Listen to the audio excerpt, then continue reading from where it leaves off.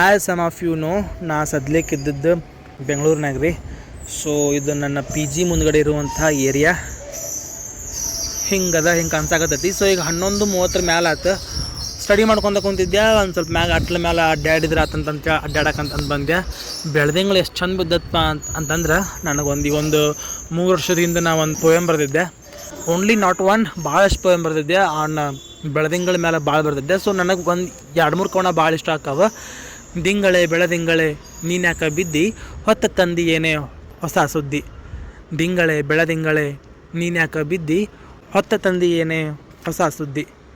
ನಿನ್ನೆಗಿಂತ ಇಂದು ಚೆನ್ನ, ಎಂಥ ಸುಂದರ ನಿನ್ನೀ ಬಣ್ಣ. ಬಿಳಿ ನೊರೆಯ ಕೆನಿ ಹಾಲಿಗೆ ಬೆರೆಸಿಗೊಜ್ಜಿ ಏನೇ ಬಿಳಿ ಸುಣ್ಣ. ದಿಂಗಳೆ ಬೆಳದಿಂಗಳೆ ನೀನ್ಯಾಕ ಬಿದ್ದಿ, ಹೊತ್ತ ತಂದಿ ಏನೇ ಹೊಸ ಸುದ್ದಿ. ಈ ಕವನ ಮಕ್ಕಳು ಕೂರೋನು ಬಾಗಳತಿ ಸಂಜಿ ಮುಂದ, ಸವಿಯುತ್ತೆ ನಾವು ಬೆಳದಿಂಗಳಿನಿಂದ. ತೂಕಡಿಕಿ ತೂಗಿ ನೀರಡಿಕೆಯಾಗಿ, ಕಣ್ಣೆವೇ ಜಗ್ಗಿ ಮುಚ್ಚೋ ತನಕ. ನಿದ್ದಿ ನೆನಪಾಗಿ ಹೊಟ್ಟೆ ಹಸಿವಾಗಿ 3 ತಾಸ ಚಿಕ್ಕಿ ಮುಳುಗೋ ತನಕ. ಇಟ ಒಂದು ಮಾಡಿ ಕೂರೋನು ಕೂಡಿ, ಬಾಲಗೂ ನೀ ಮಾಡಬೇಡ ತಡ.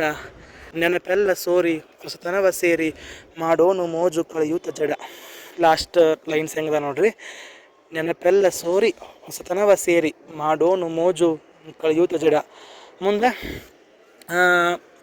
ಮೈ ಮರೆತು ನೀನು ಕೂತಿರಲು ಹಾಂಗ, ಮುತ್ತಿಕ್ಕಿ ಬಿಡಲೆ ನಿನ್ನ ಕೆಣ್ಣಿ ಮ್ಯಾಲ. ಕೈ ಕೊಸರ ಬೇಡ ಕಣ್ ಕಿಸಿಯ ಬೇಡ, ಮರಳಿ ಮುದ್ದಿಸು ನೀ 101 ಸಲ. ಈ ಪೋಯಮ್ ಬರೆದಿದ್ದೆ. ಈ ಪೋಯಮ್ ಭಾಳ ನೆನಪಾಗತ್ತಾವು. ಬೆಳದಿಂಗಳು ನೋಡಿ.